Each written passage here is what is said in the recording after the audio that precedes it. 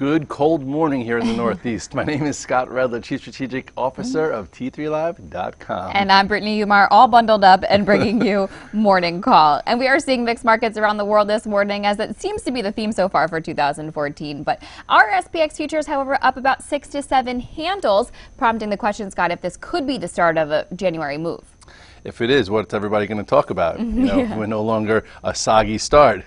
With that being said, I think a lot of people are focusing that we were down 1% after being up almost 30% last year, after being up more, 18% or so in 2012. So with that last 8 to 10 session move into the end of the year in our markets, in the foreign markets, why wouldn't the best acting indices take a day or 2 to 3 days off, considering that nobody wanted to book gains in the end of the year, nobody wanted to pay taxes this April. So, they said, okay, let me come into the new year, let me book some gains, and now they'll pay taxes next year, and that caused a little bit of profit taking. So today will be an interesting day. Right, but all normal action is what you've thought this has been so far, right? Yeah, it's been controlled, and within the markets coming down, there's been great stock action in various sectors and names. And overall, if you look at the chart here of the SPX, you will see it all depends on your time frame.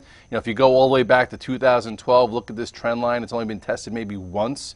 Okay, you go back to last year's trend line, it tested it a few times and held. And then, if you want to trade for P&L and you're looking for action that way and you want to have a very accelerated trend line, which is where my sweet spot is, this one never even got tested here, down at about 18.15. Yes, you had this ascending channel, which was the last 2 days of the year, get resolved to the downside, but ultimately yesterday they had their chance to pressure it, they couldn't. We put a pivot low, write that down at 18.23. That is your point of reference low for 2014, and now for resistance, if we can get above, just say what, 1837, 1838, your next real level is going to be the 2013 highs of 1849. Well, as you said, despite a soggy start, there have been a lot of stocks on the move. In social media, we've had some nice action. Facebook yesterday exhibited some real power, putting in a red dog reversal and then powering through that. So what are you watching with Facebook today? Well, Facebook, we weren't sure what we were going to see yesterday, and then it showed power, and you could have easily jumped on board. Facebook, since last year, has been a great vehicle, and it's been very social for all investors. You look here at the chart, we've talked about this cup and handle pattern. New issues that form this accumulation pattern need to get attention, because that could give you clues of the next winner moving forward. So with that being said, you then had this move after earnings, this big gap up. So even if you weren't in there on the accumulation process, you had various buy points. One, never filled the gap. Here was a buy area all the way up to the highs here. Fast forward, this red dog reversal right there after this small corrective phase after a huge move. Then what happened? An even smaller corrective phase. So coming into yesterday, you could have been flat Facebook. I was flat Facebook. But then you had a reversal right here at 54.53. So for me, I kind of missed that. But once it started to get some power above this 55.65, I jumped on board, and I still have some. Now we'll see what happens. Kind of take out 58.50 real quickly, or will it see some resistance and go sideways before that? But ultimately, this stock is acting very well on major all-time frames.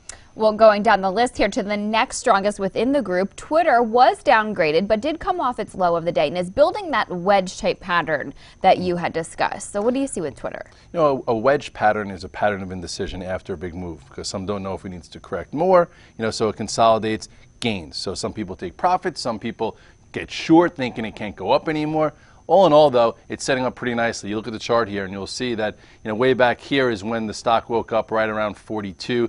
Then it exhibited power when it broke above the IPO high. Whenever a stock could break above an IPO high, that shows you that it's on course for higher prices, and there you go. From there, got a little parabolic, came in, held the 21-day. It's been consolidating here. You have a low, a higher low. Maybe it fills this gap up into, what is that, 68.43 today, and then gets a little tight.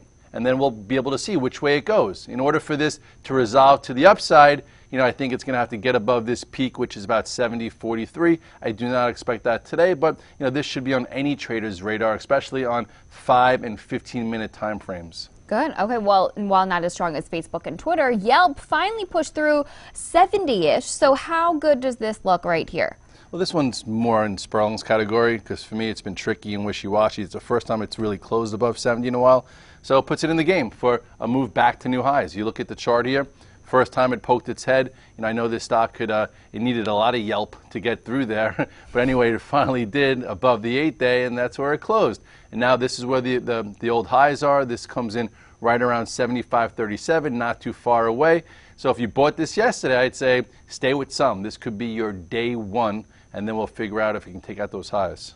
And then LinkedIn, this one's been under pressure, closed below the 200-day for the second day yesterday, and now within a downgrade, opening lower. Is this just a complete avoid? I've been avoiding it. Some people have been trying to, catch a bottom here. It's been in a corrective phase for a while, and the stock went from 90 to 250, so why wouldn't it be in a corrective phase? So with that being said, once the momentum leaves and once the speed changes, you always have to acknowledge it. Otherwise, you get caught holding the bag, and hopefully you've been watching the show and you haven't been doing that here. So with that said, you look at the chart, you'll see ever since the peak here, there's been a downtrend that it hasn't been able to get back above. Then all of a sudden it really started rolling over when it broke this small uptrend. And then here's your 200-day. Typically sometimes you get like a seller's trap when it breaks below the 200-day, but if you don't bounce back above it quickly, it just means it's that weak. And with that being said, it's downgraded today. It's coming in below 200, so there is a small support around 194. But really, to be honest, I think the next, let's draw this line a little differently. The next real support probably comes in a little right around here. Could be interesting into this downgrade. See if it reverses, trade versus a level, but don't just try and catch a falling knife, because if you do so, it could slice you up real bad. All right, well, coming up, we're going to go in the trenches with stocks on the radar for a breakout. But first, a quick commercial break. We'll be right back. I'm Mark Sperling, Director of Trading with T3 Trading Group and contributor to T3 Live. Do you trade on your own, but you wish you enjoyed the benefits of a large trading floor? With the T3 Live virtual trading floor, we deliver that experience to you on your computer.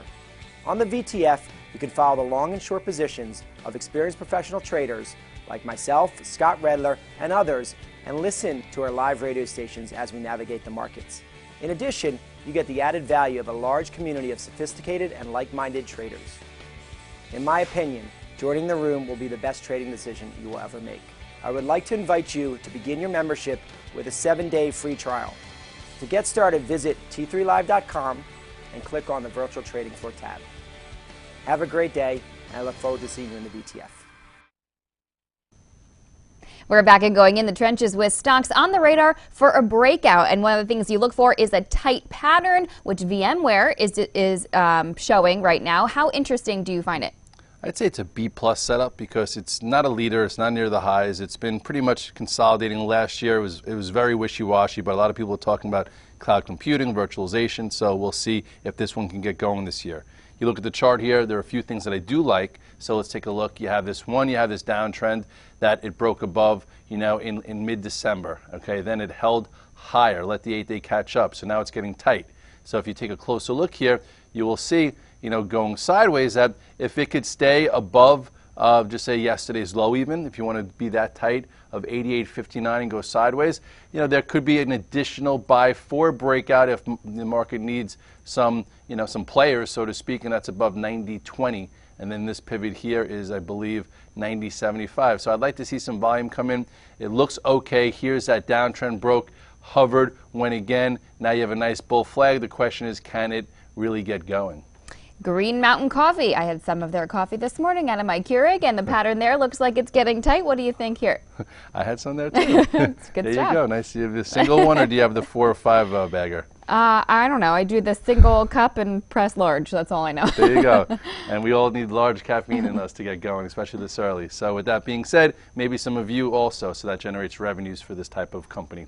With that being said, there is your resistance. Here is your support. There's always a highly shortable, short interest here. Just to show you, look at this red dog reversal right here. That was beautiful. Okay, traded below this 58, came back above. That's what started this new move.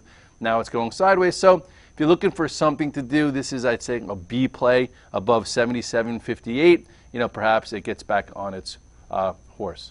I'm back on that cloud computing software kind of front. Red Hat, we did have a big gap up there around a month ago, and it still is holding above it. Do you think it has consolidated enough for a move? Well, you never know exactly how long it's going to take, but whenever you see a huge gap like we see in this chart and it doesn't get filled and there remains momentum in the name, you take a little interest. This is the first time I bought it, guys. I actually brought it to my attention on the site. Here is that huge gap up. going sideways, let the 8-day catch up, tried to get going yesterday, didn't have enough power. Maybe today, if it can get above 56.71 with some authority, I might add to it. Then you have the peak there. But overall, it's been consolidating for almost a month. That's a long time, and they haven't been able to push it lower. So there's a lot of interest there. So I would put it on your radar. All right, time for some quick hits. Let's talk Apple. Nice reversal yesterday, bounced off support and was able to reclaim its 50-day. So getting a little more compelling here. Well, yesterday was a compelling day, especially if you sold it higher. It filled the China Mobile gap at 562. I got stopped out at 551. So yesterday, when it was down $5, you can embrace that. And with that being said, we talked about two things that could happen. One, it could not find a friend, get to 528, and pressure that trend line. Or two, you find support, you trade versus a level of reclaims the 50-day, you get a red dog reversal, and you get a nice cash flow trade that could add to more. And that's what did take place. And you look here at the chart, you will see this trend line that's been building since the summer did not get tested. It wound up reversing at the 50-day. It opened below, stopping some people out, and then came back above. You want to take a closer look here. That's what happened right there. That is 540.43. So with that being said, if it were to get above yesterday's high of 546.80, I'd probably buy a little bit more, but then, it's really going to have to see how it handles this 551.